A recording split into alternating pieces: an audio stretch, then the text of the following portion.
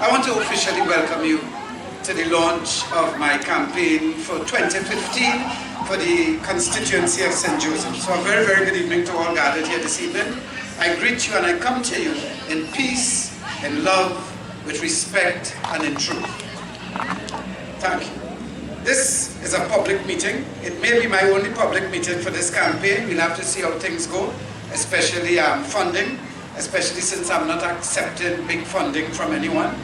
I want you to know that it is not at all by coincidence that we're gathered here in this park this evening, this first capital park.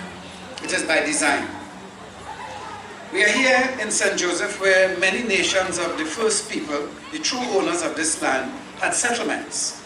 It is here in St. Joseph that people were slaughtered, young men were slaughtered, who belonged to nations of the first people because they were bold enough to stand up for their land.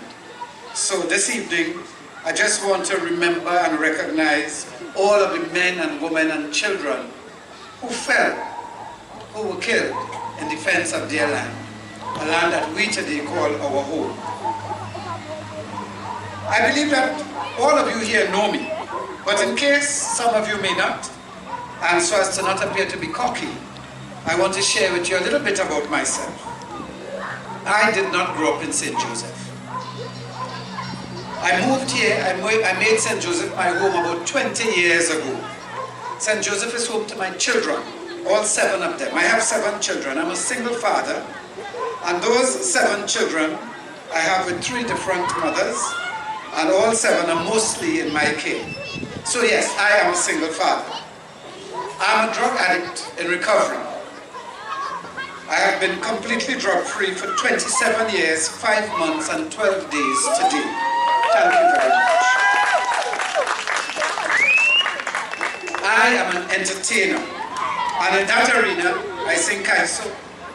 I am a comedian, I'm an actor, I'm a master of ceremonies, I'm a host, I do storytelling, I facilitate team building workshops, I'm a motivational speaker, I'm a radio host, a TV host. I write and produce and direct material for stage, for radio and television.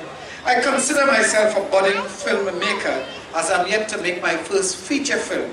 And I'm also a businessman. I own a television station. I also work privately with many people who want to embrace recovery from substance abuse. The latter, I think, is the most important work that I do. I do a lot.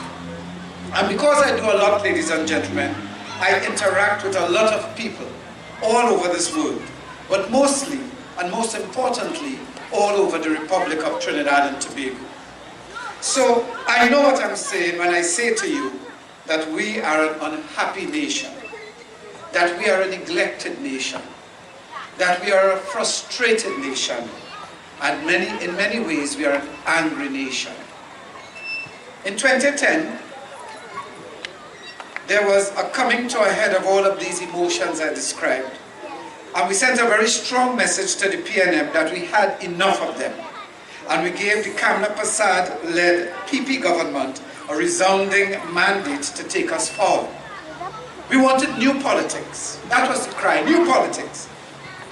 We still want new politics, my friend, because we did not get new politics. We got politics we knew. Today, we feel even more neglected. Today, we feel even more angry. We feel even more frustrated. And I know as a people we are even more unhappy. We, however, are not prepared to act in a manner to deal with these frustrations and with this anger. We want somebody else to fix things for us. That and a pregnant fowl, my friends, we will not see. You have to believe in Santa Claus to think that somebody's going to come with a gift and give us a place, a space in our Trinidad and Tobago to alleviate those feelings. If we want new politics, if we want new directions, new energy, new ideas, a new spirit, we have to look elsewhere. We need to look inwards. We have to look at ourselves. We have to make the difference in our lives. And we can't wait and look around for everybody to rise up with them. We have to make a decision to make that change. I must make a stand if we want to see something new. If you're waiting for that to happen, let me tell you, my friends, it's like telling a hair-raising story to a bald-headed man. It's wasted energy. We should have learned by now that we cannot and will not squeeze something new out of something old. Taking one of these parties to apply to our system today is like trying to force an 8-track cassette into a CD player. It's like trying to put a VHS in a Blu-ray. The system don't work. And in fact, the system, as Philip said, is in need of an overhaul. This system in this day is like going to a fete to play with 2 turntables and a mixer. It don't fit. It's not there today. It's good, it's nice, it was beautiful in the day. But the times have changed and the demand is different. What we need as a people is different today. And these old cassette players and these old turntables cannot play the music that we need to dance to, that we need to love to, that we need to laugh with, and the things that will console us when we are sad. But more than that, my friends, we have to look to ourselves and ask, what have we done for Trinidad and Tobago lately? I know some of you go to work. I know some of you go to work and work when you go to work. I know some of you go to work and work hard when you go to work. But what have you done for Trinidad and Tobago lately? What? Ask yourself the question. What have you done for Trinidad and Tobago lately? We are certainly at a crossroads in our history right now. Right here and right now we are at a crossroad. And it is time for us to do something for Trinidad and Tobago. Because the gruesome twosome not doing anything for us, they are like a tag team beating us in the ring. When one gets tagged, the next one outside waiting, chopping at the bit to come in and have their turn at properly cutting with tail. We have to change that. The political parties have no interest, have not demonstrated an interest in our well-being. Look around and tell me if I am lying. Look around at our country today and tell me if you are satisfied that these political parties have an interest in our well-being. There's low or no motivation in our civil service. There's no respect or gratitude towards our elderly. No respect or urgency in dealing with the nation's children. Pockets of criminals in our police service. Deteriorating conditions in our health system. Total abandon for our environment. And it's party time with the nation's resources. I can go on and on with this. But the thing that is needed, the thing that is in need of most urgent attention is care, love, and the creation of real, serious, sustainable opportunities for our youth population. The opportunities for our youth population to become criminals seem to outweigh the opportunities for them to become what they really want to become and what they really want to do with their lives. Recently, I discovered at 7 o'clock in the evening that I had a blown headlamp bulb. I looked high and low and couldn't find a place that I could have bought a headlamp bulb for my vehicle. After 7 in the evening, I cannot readily go to a business place and purchase a headlamp bulb. But let me tell you, I can go out there and purchase just about any type of handgun that I want. Any kind of rifle I want. Automatic, semi-automatic weapons, 24/7 available in our country, illegally. Grenades and various types of explosives right here in Trinidad and Tobago. But I cannot get a headlamp bulb after 7 in my country. No community in Trinidad and Tobago has a theater. None. You hear what I tell you? No community in Trinidad and Tobago has a theater. Where are we going? Where are we going? Our country is generously populated with amazingly talented drummers, dancers, actors, musicians, composers, writers, poets, in just about every genre of music and every aspect of the performing arts under the sun. we are generously populated. But we do not have a single theater in any community. And we hear every manifesto about the arts, about the arts, about the arts. In addition to not having a single theater, we have 4 concert halls. We have excellent concert halls, those 4, I must say, but they do not collectively sit 5,000 patrons. All 4 collectively do not sit 5,000 patrons. Where are we going? But Dr. Rowley and Mrs. Prasad Bisesa, they will not deal with these issues. You have to deal with it. I have to deal with it. We are the agents of change. The parties are contented to do what they've been doing and continue doing us with no Vaseline, no sort of lubrication whatsoever. They will continue. The time has come for us to take back our country, my friends. And we cannot take back the country unless we take back the parliament. We have to take back the parliament. We must take back our parliament if we want to take back our country. And we don't stand a chance. We don't stand a chance if we're going back with the UNC and the PNM populating our parliament by themselves. They cannot be left alone in our parliament if we want to take it back, and if ultimately we get to take back our country. They believe that this country belongs to them.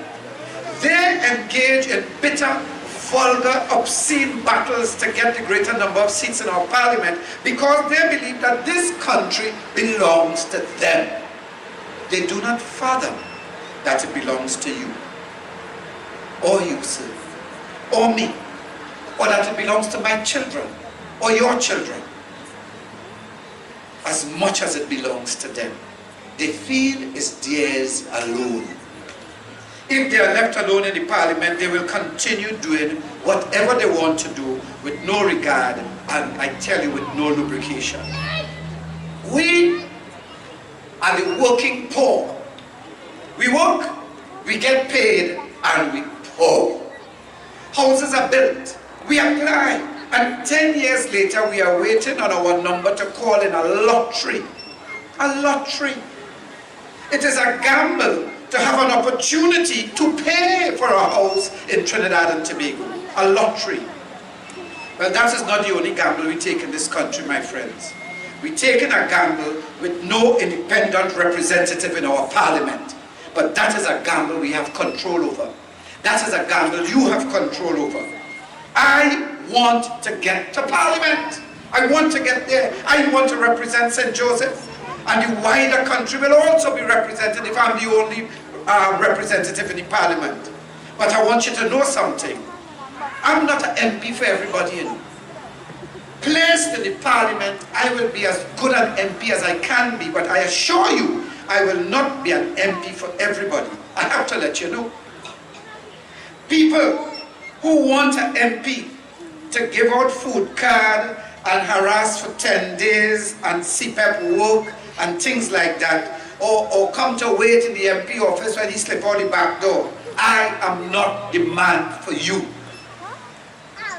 In fact, I will tell you now, I will do nothing for St. Joseph. Everybody ask him what I'm going to do. I'm going to do nothing. I am not going to do a thing for anybody. I want to do things with people. I want to work with people. Whatever you are ready to work to achieve in your lives, I will be right there with you in your efforts to get it. I will help you. Whatever you are willing to get up to do, whatever you are willing to get off your butts to get, I will be there with you to help you to get it. I have only the people to report to. I am not in parliament for Keith. I am not in parliament for Kamla. I will be there for you. I am here for you. I am ready to roll up my sleeves and fight with the farmers in Iran West for tenure of land and to fight for land use policy that works in this country. I am ready to fight with Bamboo residents for deeds for their properties. I am ready to fight with the people of Bangladesh for water connections for their homes. I am ready to help the unemployed in Quarry Road, in my tower, Irvin Street, Mount Dore, Champlain. I am ready to come into your communities and form companies so that you have a stake in your future and you're not waiting for no 10 days or for your party to be in power for you to eat our food. I want to help you form companies so you can feed yourselves and your children. I want to give you a fishing boat. I don't want to give you a fish. Bush Street, Cayman in St. Joseph, I'm ready to work with you to achieve the things you want for yourselves and for your community. Samoa, let's do this. Quebec, Valse North, let's start the revolution. We have to have a revolution in the way we think, a revolution in the way we treat this beautiful and blessed nation of ours, a revolution in the way we treat each other, and most importantly, a revolution in the way we treat ourselves. We can stop the parties, you know. We can stop them. We can rescue one constituency and start from there. We have to start small. Yeah? Some people laugh at us, you know. I lost my deposit in 2013. I get 300 votes. But we start. We start, we do something, we stand up. I don't ever worry about small starts. And you see that tree? That big, wise tree that has been in this park, that saw people being auctioned. That tree that saw people being executed. That tree was small so. It was small so, but with the right conditions, with the right environment, and with time, there it stands today. I'm sure it is well over 100 years old. So don't worry about how we start. We have to finish strong. I want to go to Parliament. I want to go to Parliament. I want them to know that we're ready for our country. I want them to know that we're ready to take care of our elderly. I want them to know that we're ready to create a real space for the youth population. We're ready now. Look at the representatives, my friends. I beg of you, look at the representatives. Look at the people that the parties have chosen to represent you in the Parliament. If those people, if they will not be prepared to run as an independent, I tell you, they are not willing to represent you. If they will not run as an independent, they care for themselves. They don't care about you.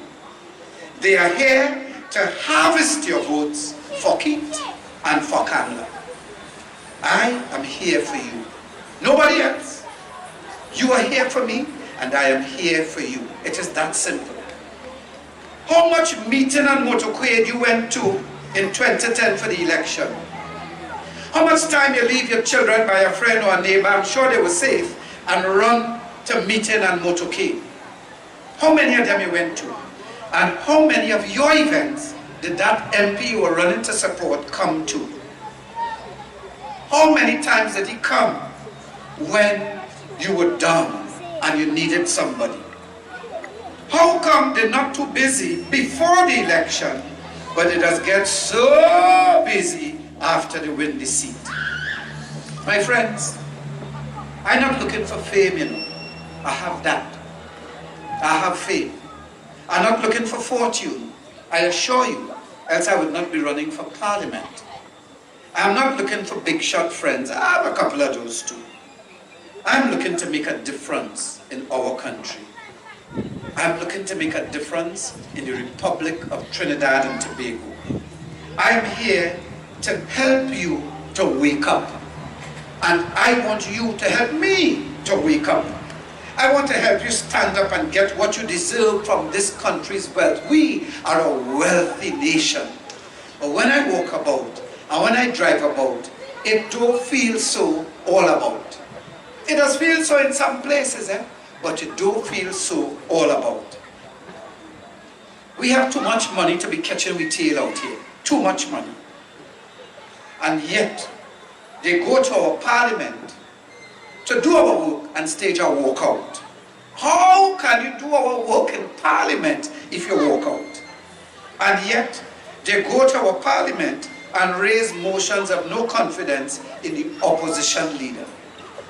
And yet, they go to Parliament to mamagai one another. And yet, they go to Parliament to slander people under the protection of parliamentary privileges. They go for everything except the business of the people who put them there. They go for everything except the business of the people who out here. When was the last time you hear a real discussion dealing with crime in our Parliament? When last? A discussion. Not one side say yes and one side say no, no, no, and come up with this. I mean a discussion, a civilized debate about things that affect us, about crime, from intelligent people, people who have intelligent contributions instead of Movilang and Bacchanal. When last? When last has there been a proper debate about our oil and our gas and the best use that it could be put to? When last? Should we be selling off our gas or putting it in lines to come to our homes with a meter so we could cook with it and put it in our cars and so? Should we have a discussion in that?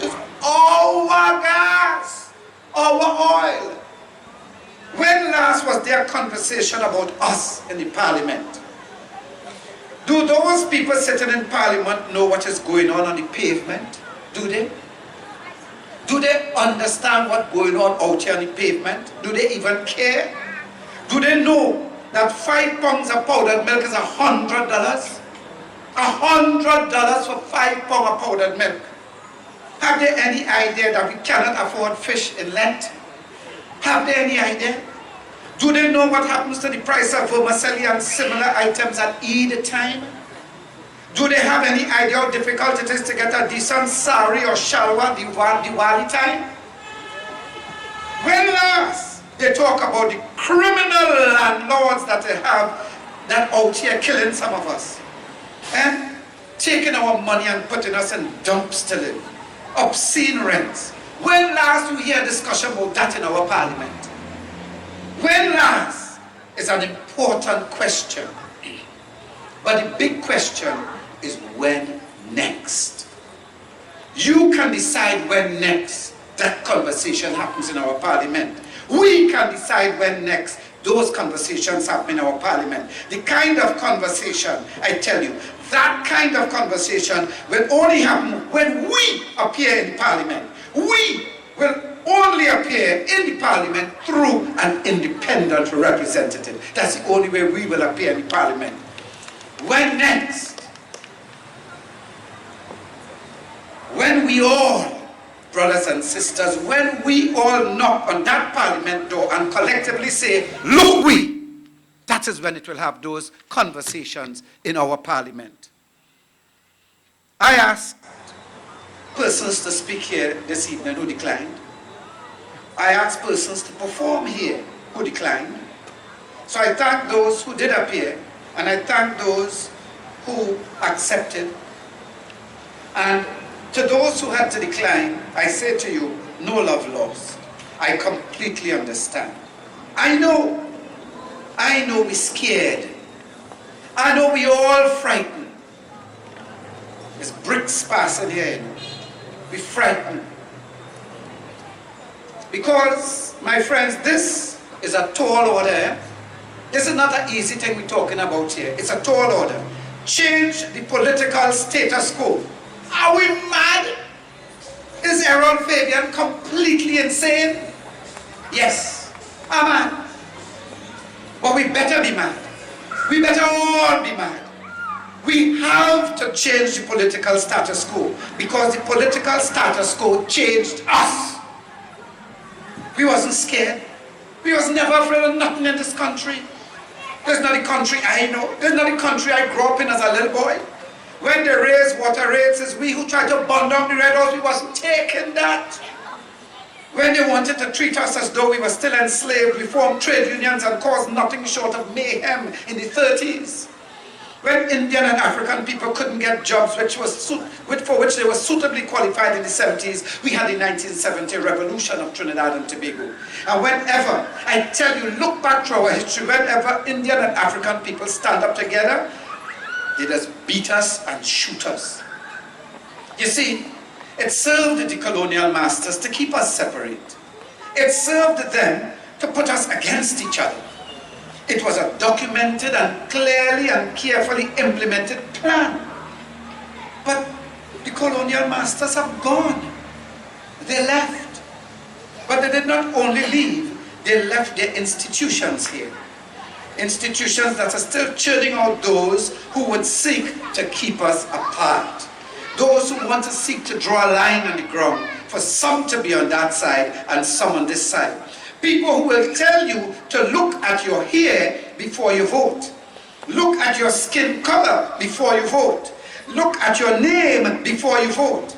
Today, these politicians try to keep us apart even more than the colonial masters did. At least the colonial masters were subtle. And why?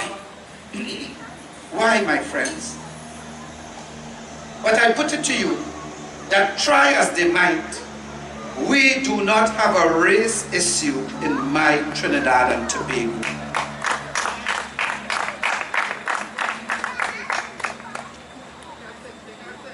It is only on the tongues of those who want there to be a race issue.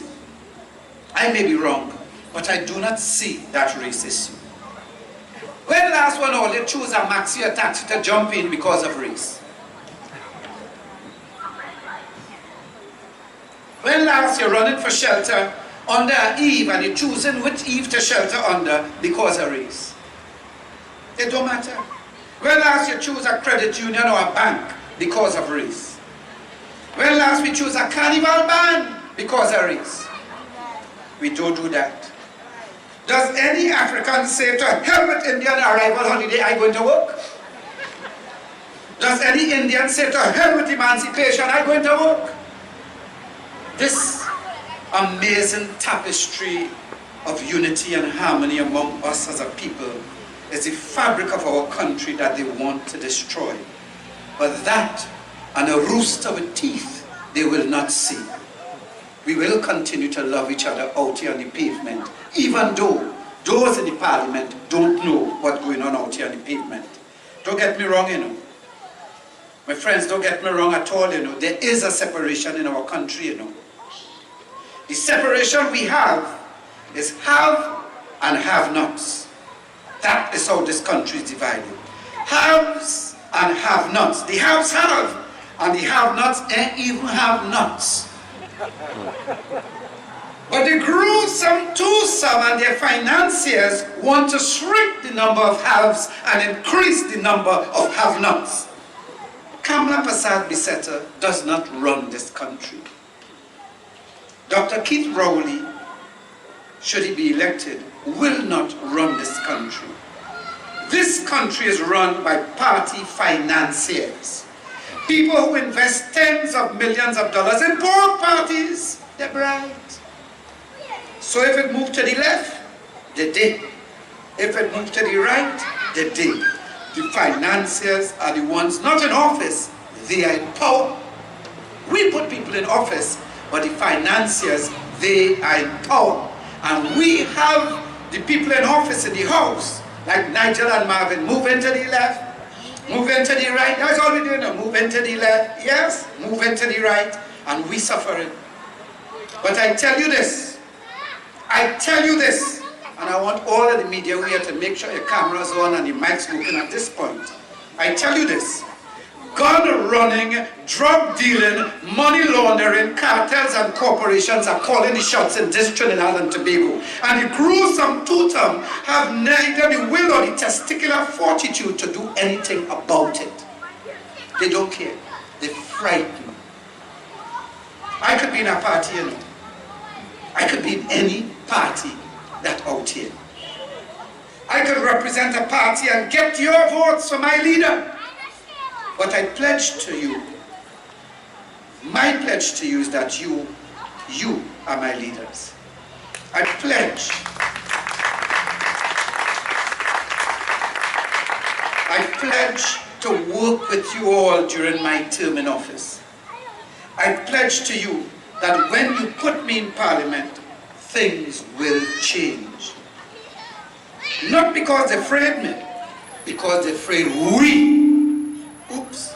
They're afraid we outnumber them, you know. Take a look around now. We outnumber them. We who are the working poor, we who do not have a fair stake and a fair share in our wealth, we outnumber those who do. And they're afraid of us. They don't want us to get together, you know. That's why they keep pulling these lines and drawing these lines and pushing you so and pushing you so, and they will give baby grant to those who needy. Why you want to separate us? If we have wealth and there are grants for babies, make it available for every baby born in our country. Education is for everybody. Who wanted us take it, who some does leave it. Healthcare is free for everybody. Some does take it, some does go private, some does leave it. Why you want to keep separating us? This land is our land. This Trinidad and Tobago belongs to you and me as much as it belongs to them, and we have to take charge of it. On the 5th day of December in 1960, the doctor who was delivering me thought I was dead. I was stuck in my mother's birthing passage for an inordinately long time. I was born blue. I was very low. I was down to nothing. Many times in my school life, I couldn't pass an exam. I was down to nothing. Many times in my adult life, I couldn't bring home the bacon, couldn't cut the mustard seed. Many times I was down to nothing in my adult life. Marijuana, crack cocaine, alcohol, tobacco nearly finished me off. And I was down to nothing. When I became a single father of 5, I worked nowhere, and it was hard, and I was down to nothing. Today in our country, with the leadership drought we have, with spiking crime rates, water not in everybody's pipe, they're murdering people helter-skelter, it feels as though my country is down to nothing. But I have experienced that when we're down to nothing, God is up to something. Every time that I was down to nothing, God was up to something. The pollsters, they don't decide who stayed home, who voted, and who they're voting for. They don't decide who you voting for. Yeah, the pollsters don't decide that. Well, I want to tell the pollsters they could take the poll and put it in the poll hole. Put that poll in the poll hole. If the party is close, even this election the party is coming in close, they're coming in 2020 because St. Joseph going independent. We going independent. We have to get independent people into our parliament. I was in Egypt for 2 weeks very recently. I went all over. And everywhere I went, in that nation of 90 million in the middle of the Sahara Desert, everywhere I went, and I turn on a pipe, it have water. Why in my country, everybody cannot have water? We're surrounded by it. We have overland water from all of our mountain ranges. Why cannot everybody have water in the pipe? Those of us who have water, you remember what it feels like when water gone? The distress we just feel? Some of us do have none. It ain't gone, you know. They do have none. And that's wrong. That's very, very, very wrong. My friends, I have a lot here and I could talk all night. But I have respect for your time and your domestic obligations. I urge you to re-examine what has been spoken here this evening and talk about it on your way home this evening. Talk about it in your car, in the taxis and in your maxis and on the bus tomorrow as you go to work in our great nation. Talk about it on the job, in the tea room with your co-workers. You know all that I've been saying to you is true. But don't just talk. Time for talk done, you know, in Trinidad and Tobago. It's time to act. Those of you who are not from St. Joseph listening to us this evening, look for the independent in your constituency. And if you look and you ain't see none, look at yourself. Get up. Do something for Trinidad and Tobago. Evil will only prevail when good men and women do nothing. Fellow citizens, I come to you this evening in peace, with love, respect, and truth. I pray that you get safely to your homes. May God bless you all, and may He continue to richly bless the greatest republic in the world, the Republic of Trinidad and Tobago. Thank you very much.